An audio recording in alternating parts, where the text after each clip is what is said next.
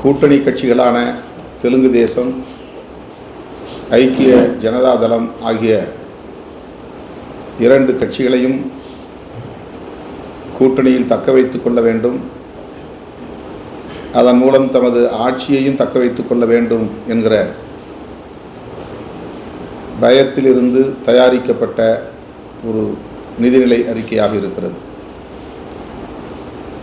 ஆந்திர பிரதேசத்தின் வளர்ச்சி என்னும் பெயரில் அமராவதி மேம்பாட்டுக்காக மட்டுமே அமராவதி திட்டத்தை நடைமுறைப்படுத்துவதற்காக மட்டுமே 15,000 கோடி ஒதுக்கியுள்ளனர். மேலும் பல திட்டங்களை நிறைவேற்றுவதற்கு பல ஆயிரம் கோடிகளை ஒதுக்கியுள்ளனர். ஆந்திர பிரதேசத்திற்கு மட்டும் 35,000 கோடிக்கு மேல் நிதி ஒதுக்கீடு செய்யப்பட்டிருப்பது தெரிய வருகிறது. பீகாருக்கு தனியே 26,000 கோடி, ஆந்திர பிரதேசத்துக்காகவும் பீகாருக்காகவும் இவ்வளவு நிதியை ஒதுக்கீடு செய்திருப்பது இவர்கள் இருவரையும் சமாதானப்படுத்தி தொடர்ந்து கூட்டணியில் தக்க வைத்து கொண்டு ஆட்சியை காப்பாற்றிக் கொள்ள வேண்டும் என்பதாகத்தான் இருக்கிறது.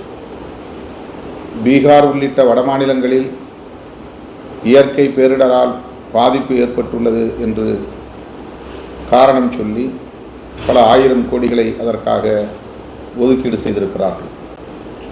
தமிழ்நாட்டில் இதுபோல இயற்கை பேரிடரால் பாதிக்கப்பட்டு நிதி ஒதுக்கீடு செய்ய வேண்டும் என்று தமிழ்நாடு அரசு இந்திய அரசுக்கு தொடர்ந்து கோரிக்கை வைத்து வருகிறது.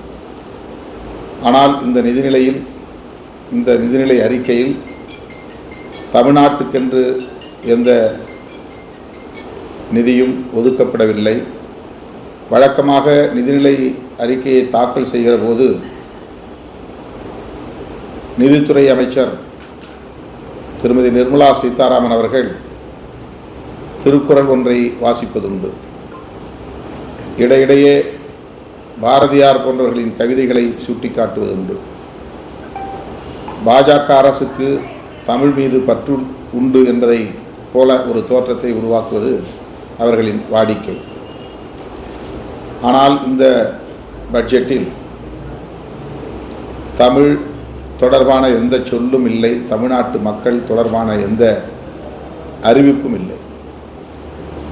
ஆந்திராவை தவிர ஒட்டுமொத்தமாக தென்னிந்திய மாநிலங்கள் அனைத்தும் புறக்கணிக்கப்பட்டுள்ளன. இது மிகப்பெரிய அநீதி. இந்த பட்ஜெட் பல்வேறு பழைய திட்டங்களையே மீண்டும் மீண்டும் அறிவித்துள்ளது. 2014 எப்படி திறன் மேம்பாட்டு பயிற்சிக்கான திட்டங்களை அறிவிப்பு செய்தார்களோ அதே போல இப்போதும் அறிவித்திருக்கிறார்கள். ஆனால் அவற்றையெல்லாம் நடைமுறைப்படுத்துவார்கள் என்பதற்கு எந்த உத்தரவாதமும் இல்லை. கடந்த காலங்களில் அப்படி அறிவித்ததை அவர்கள் நடைமுறைப்படுத்தவில்லை என்பதுதான் உண்மை.